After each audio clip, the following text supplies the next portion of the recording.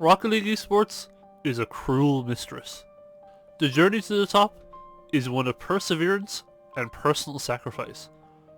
And that's just the easy part.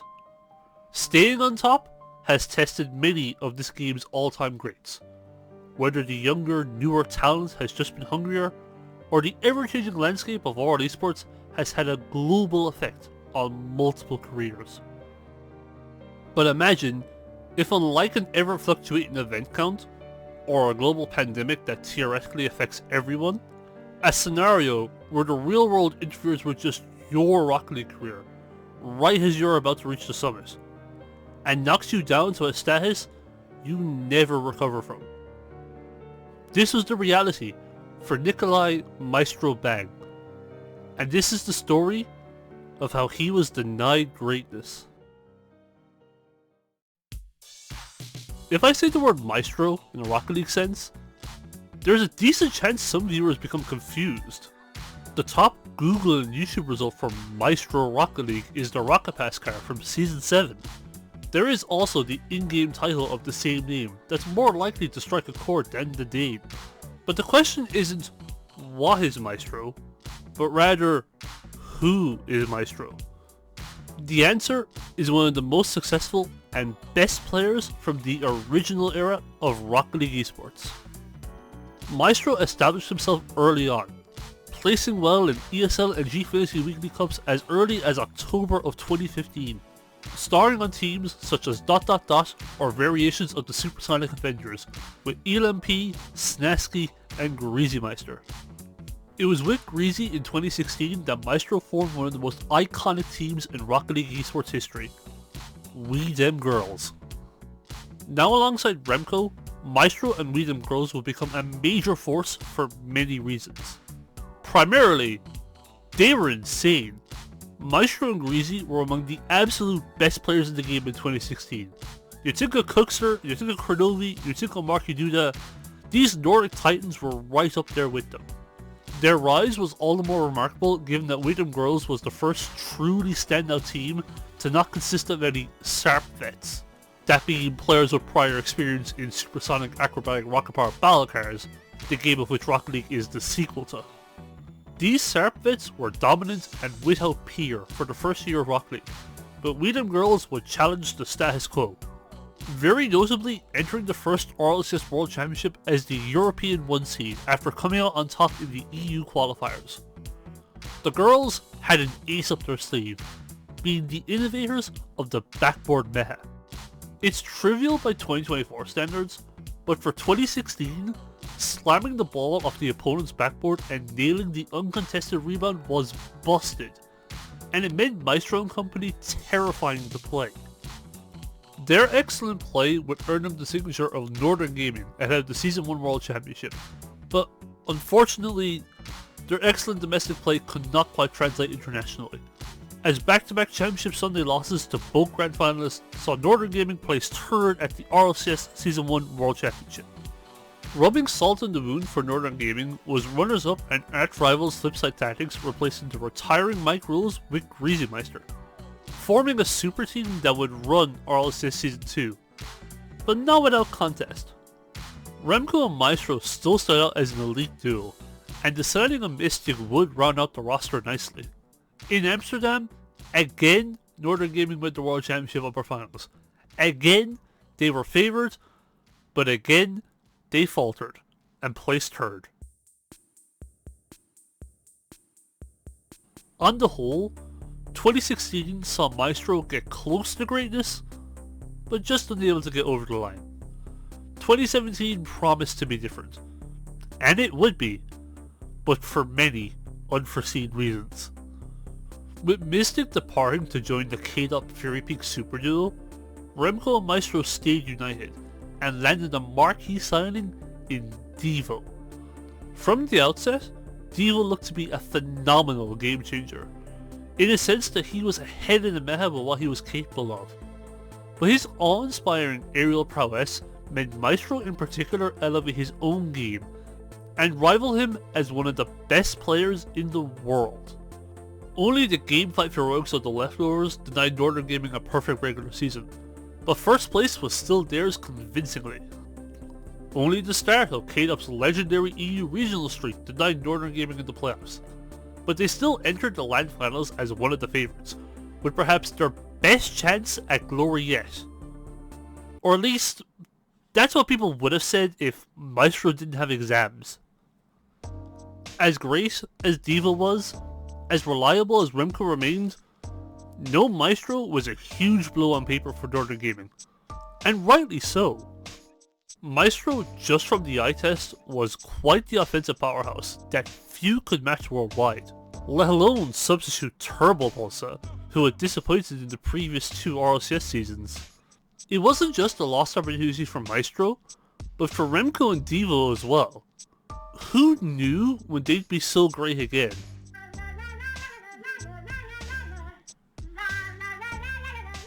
Hello? Yeah? Day 1? Yes, the Season 3 World Championship is the unlikely genesis point of the greatest career in RL Esports history, as Turbo won his first of a mesmerizing 4 world titles as Northern Gaming's knight in shining armor. Northern Gaming's win was an apt reward for Remco's dedication, and is legendary for Devo redefining a meta with the move the Oceanic region named after him. But what about Maestro? Sure, he got the in-game World Champion title and a place on the Champions Field banner, but whether he counts as a World Champion is a major topic of discussion I've touched on before. But that's besides the point. There had to be mixed emotions for the Dane. Seeing not just his teammates, but his friends win the world title? That's brilliant. But knowing full well that if he were there he would have likely tasted glory himself, that's got to hurt. He legitimately was that strong that season, but he couldn't show it because of exams. However, unbeknownst to him and everyone else in the community, Maestro's career was about to get turned on its head over the next few months. The immediate question about Maestro's spot on the team was never really an issue. He wanted to stay, his teammates wanted to keep him, and Turbo wanted to explore for starting opportunities elsewhere anyways. It was a win-win. 1 week prior, however, the first ever DreamHack LANs for Rocket League were announced for Sweden in June and Atlanta in July. And with $50,000 up for grabs in each event, it seemed a great opportunity for the former Northern Gaming roster, now signed to Team Envy, to finally play as a trio on LAN.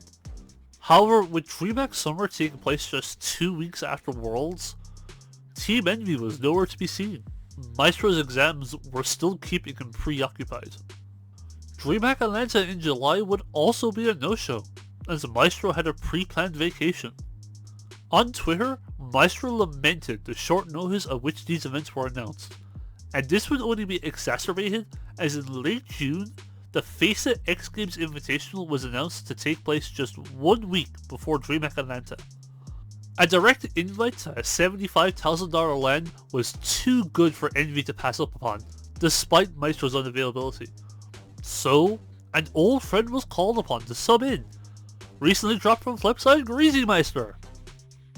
Envy having facilities in North America would allow for the squad to stay stateside after X Games and play DreamHack Atlanta as well, making that 3 LANs Remco and Devo would have played without Maestro after the previous World Championship. The LAN results with Greasy would be decent. 2 semi-final Game 7 losses to the Gale Force Dynasty in its infancy was nothing to be ashamed of for a temporary stand-in. But behind the scenes, tension was brewing. From Remco's POV, as he had explained in a tweet longer, before X Games, he had mentioned to Maestro the possibility of Greasy permanently replacing him, given all the LAN experience Envy would be gaining without Maestro. From Maestro's POV, this appalled him. The fact that after such a successful season, circumstances out of his control will lead to him getting kicked before he even got a chance to prove himself?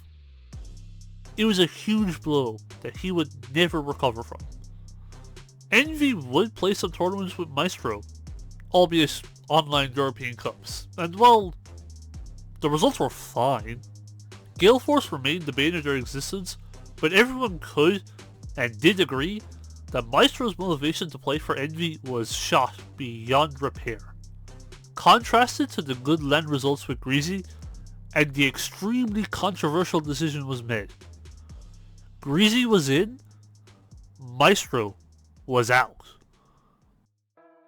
Thankfully for Maestro, he would find his feet very quickly with a very promising team on paper. Snasky and Sicky had found magic with the leftovers, a literal pickup team that through many Game 5s miraculously found themselves top 4 at the previous World Championship. They had made a controversial move in their own right, quite quickly kicking Farah in pursuit of that next level. With turns such as Pondex, they struggled to make any progress, but with Maestro available, suddenly they had lucked their way into landing a superstar talent, one that could theoretically make them compete with the all-star teams of Gale Force, Envy, and Flipside. The RLCS Season 4 qualifiers arrived, and they were unique compared to previous years. The RLCS was introducing a second division, the rlrs, a safety net for top teams so they would not have to re-qualify through the open bracket every season. Therefore, the Season 4 Open qualifiers would establish a line of continuity in the RLCS, one that would officially persist until RLCS 21-22. To say they were the most important RLCS qualifiers of all time would be a gross understatement. Bombing out here would be disastrous for your career.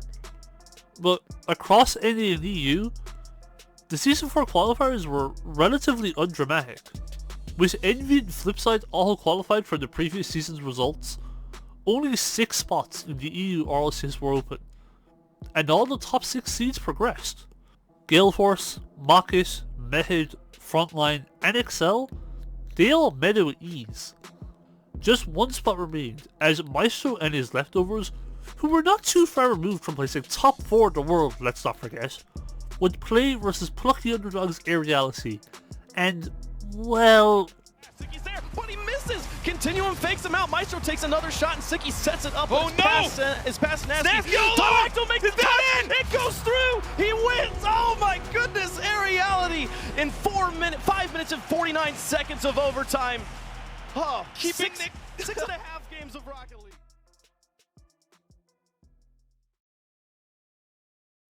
There is an article by The Onion that gets its headline quoted quite regularly. Man who thought he'd lost all hope loses the last additional bit of hope he didn't even know he still had. That man was Maestro. But at the time, it seemed the leftovers had lucked out in a sense, given they had an immediate chance to qualify for next season's RLCS through the rlrs and the subsequent promotion playoffs. Despite the upset loss to Irreality, it was just that, an upset. One with unholy ramifications, but one that didn't change the status quo of either team. The leftovers would crush the first season of Rival Series, cruising to the promotion playoffs as they got signed by Fnatic. All the while, in every non-RLCS event and weekly European Cup, Fnatic was one of the top dogs despite officially only being a second tier team. Irreality on the other hand, now signed by Team Secret. Tylacto, I love you, but you guys were way out of your depth that season. It made the results of the promotion playoffs a bit of a foregone conclusion. Fnatic promoting back to the RLCS comfortably at the expense of Team Secret, with Maestro back in form as that playoff's MVP. What made it seem all the sweeter was the struggles of his former teammates in Envy. They were awful, unmotivated, and uninspired. Their struggles seemed like karma for how they had cast away Maestro. With Envy's struggles, Flipside being similarly woeful, and Excel being a big bag of whatever, it makes you think, what damage could Fnatic have done in Season 4 of the RLCS? Sure, Gale Force was untouchable, and I would say PSG and Mehid were comparably excellent that season, but on paper, just Maka would have been in their way of another World Championship appearance. Alas, the past was the past, as Maestro and Fnatic entered 2018 with a point to prove. In the lead up to RLCS Season 5, Fnatic was consistently ranked top 4 in Europe in the prominent EU Community Power Rankings, and 9th to 12th placing at DreamHack Leipzig undersold their level, as upsets led to the world's top 2 teams in Gale Force and G2 being placed in their group unfortunately. Otherwise, they mixed it up with the European top dogs like they had never left. World's qualification was in their sights and the expectation. But in reality, Fnatic's window had passed, and in 2018, they were diabolical. See, while XL for the previous season would regress and be fodder for the rest of the league, Fnatic's direct competition had improved. Gale Force, Mehid, and PSG's base level was so strong, it would always be out of reach for Fnatic come RLCS. Mockish, now under Vitality, had gone from strength to strength, and they were now a top team in Europe in their own right. And Envy and Flipside had made major roster improvements, with the signings of Ignite and Yukio respectively. If they would have been there, Fnatic's level was more than good enough for RLCS Season 4. But time is undefeated, and they hadn't progressed. RLCS Season 5 exposed them big time, as they faltered to a miserable 1-6 record in league play, and placed in dead last. Although, I say the word they frustratingly, because the community's scathing assessment of Fnatic did not apply to Maestro at all. He was still a superstar player in superstar form individually. How much he stood out from teammates Snazky and Siki was almost comical. Finally, he was back in the RLCS, but he lacked the supporting cast to bolster his offense. In Europe that season, he was top 5 in goals per game, second in goal participation, and still managed a league-leading 2.04 saves per game, despite his incredible offensive output. It felt like an injustice, because it was! Thankfully, the Rocket League gods felt merciful, as Fnatic by the skin of their teeth would stay in the RLCS for Season 6. But at this point, Maestro's world-class form that he had sustained for over 2 years now, it was beginning to cool off. Statistically, he was still in or around the top half of European pros. Highly remarkable given the overall level of Fnatic. But his purple patch was finally ending. Mummy Snow's arrival would bring a breath of fresh air, but it was merely delaying the inevitable. Wins over Complexity and Vitality were nice, but this came in a season where the bottom for Europe was atrocious. Even then, Fnatic couldn't escape the jaws of the relegation tournament, where this time, the up-and-coming rlrs squads across the board would usher in a new era of RL Esports. No one was denying Triple Trouble or Savage that season. Maestro and Fnatic gave it a good shot, but it was just too much. In the end, following a 7+ minute overtime, a 15-year-old Alpha 54 would sink Fnatic and Maestro, sending him out of the RLCS. Only this time, it was permanent. The legacy of Maestro didn't necessarily end with his demotion out of the RLCS. K-Dot leaving the Dignitas Dynasty triggered a major European roster shuffle in early 2019. Yet Maestro was not a part of it, to the dismay of many. Okay, he wasn't in line to join a Dignitas or a Flipside Tactics, but when you see Mousesports sign a loss and go down as one of the worst RLCS teams of all time, it's annoying to see Maestro not even get a look in, given the last time he had capable teammates, they were world champions. The Rival Series campaign was fairly run-of-the-mill. Against a weaker league, Maestro was one of the standout individuals, who again, looked a lot better than a lot of his peers in the RLCS. But like in the RLCS, it wasn't enough, as his Vikings consisting of Mummy Snow and Podnix would end up 6th, and demoted out of the RLRS. And from there, Maestro faded into obscurity. He was a non-factor in RLCS Season 8, and his open qualifier run in Season 9 ended in the top 16. Beyond that, he played for a couple of Danish teams before completely vanishing from RL Esports in 2020, with no activity on any of his socials since 2021, although it does appear that at least the original Weedham girls finally got back on good terms. There are players who've come and gone over the years, who when on their way out, sure their fans may be sad, but they can be satisfied with what their heroes accomplished. With others who have left a lot to be desired, you at least understand why that was the case. Perhaps it was off-the-pitch problems, or maybe a simple skill issue. That is not the case when you look at Maestro's career. Remco acknowledged this in the very post he announced his departure. No one can knock someone for prioritizing their exams. Even O'Khalid has done as much in the past 2 seasons. But you also can't fault Maestro for feeling aggrieved that it would result in his spot on the best team in the world being gone in an instant.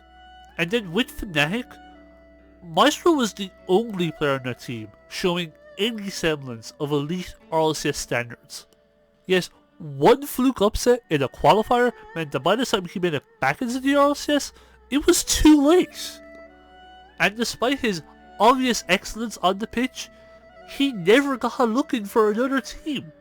While other rosters were painfully unambitious in their changes, Maestro was on the sidelines, never getting an actual chance of success after Season 3.